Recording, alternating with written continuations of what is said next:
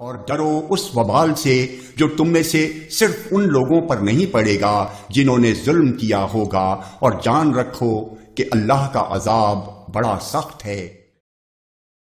اعوذ باللہ من الشیطان الرجیم۔ ان الذین یحبون ان تشیع الفاحشۃ فی الذین آمنوا لهم عذاب علیم فی الدنیا والآخرہ واللہ یعلم وانتم لا تعلمون۔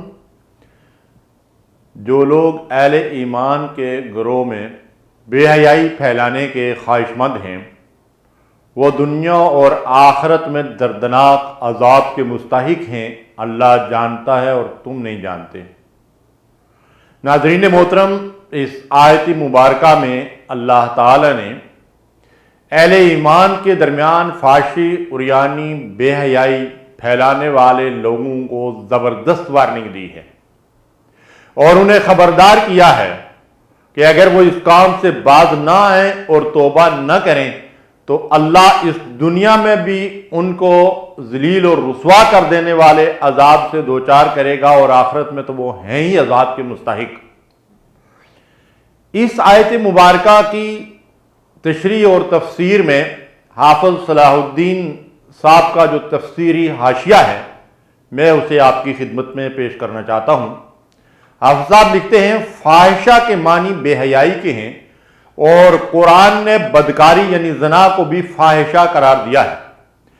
اگر محض بے حیائی کی ایک جھوٹی افواہ کی اشاعت عند اللہ اتنا بڑا جرم ہے،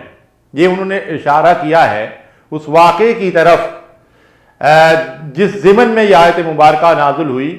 کہ منافقین نے سیدہ عائشہ صدیقہ طیبہ طاہرہ رضی اللہ تعالی عنہا پر جو جھوٹی تہمت لگائی تھی، اس موقع پہ اللہ تعالیٰ نے یہ آیت مبارکہ نازل فرمائی۔ تو حافظ صاحب لکھتے ہیں کہ اگر محض بے حیائی کی ایک جھوٹی افواہ کی اشاعت عند اللہ اتنا بڑا جرم ہے، تو جو لوگ دن رات ایک مسلمان معاشرے میں اخبارات، ریڈیو اور ٹی وی، فلموں اور ڈراموں کے ذریعے سے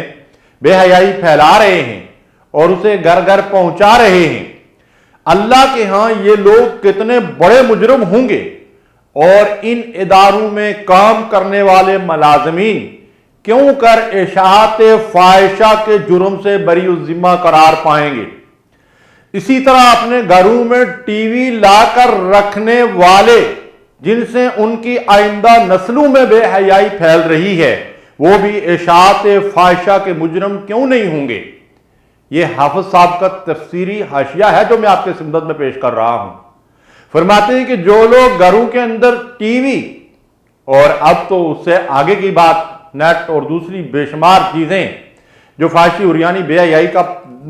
ذریعہ بن رہی ہیں، جو لوگ ان سے اچھے کام لیتے ہیں، الحمدللہ وہ اپنی جگہ صحیح اور درست بات ہے، لیکن اکثریت تو اس سے فحاشی عریانی اور بے حیائی پھیلانے کا کام لے رہی ہے۔ تو حافظ صاحب لکھتے ہیں کہ جو لوگ گھروں کے اندر یہ چیزیں رکھ کر ان کے ذریعے سے فحاشی پھیلانے کے مجرم بن رہے ہیں، اور فرماتے ہیں کہ یہی معاملہ فواحش اور منکرات سے بھرپور اخبارات اور رسائل اور جرائد کا بھی ہے، ان کا بھی گھروں کے اندر آنا اشاعت فاحشہ ہی کا سبب ہے۔ یہ بھی عند اللہ جرم ہو سکتا ہے۔ کاش مسلمان اپنی ذمہ داریوں کا احساس کریں اور اس بے حیائی کے طوفان کو روکنے کے لیے اپنی مقدور برسعی کریں۔ حافظ صاحب نے بڑی اہم چیزوں کی طرف ہماری توجہ دلائی ہے، اور فی الواقع بڑی تیزی کے ساتھ منکرات کا یہ سیلاب ہمارے گھروں کے اندر جو ہے وہ داخل ہو چکا ہے۔ ہمیں چاہیے کہ ہم اپنے گھروں سے اس کو نکالنے کے لیے صفائی کا کام گھر کے اندر کریں، اپنی اولادوں، اپنے اہل و عیال اور گھر کے افراد کو کنٹرول میں رکھیں،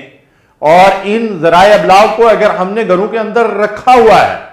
تو ان پہ ہماری نظر رہنی چاہیے، اور اس کے ذریعے سے فحاشی عریانی بے حیائی پھیلنے کا سد باب یہ گھر کے سرپرستوں کی ذمہ داری کے اندر یہ بات شامل ہے۔ محترم ناظرین کرام، فحاشی اور بے حیائی ایمان کی ضد ہے۔ شرم و حیا ایمان کا لازمی تقاضا ہے، اور کسی بزرگ کا قول ہے کہ حیا اور ایمان دونوں ایک ساتھ رہتی ہیں، اگر ان میں سے کوئی ایک رخصت ہو جائے تو دوسری بھی چلی جاتی ہے۔ یعنی شرم و حیا نہ ہو تو ایمان کا سوال نہیں، اور ایمان ہو اور شرم و حیا نہ ہو تو ایمان کی کوئی حقیقت نہیں ہے۔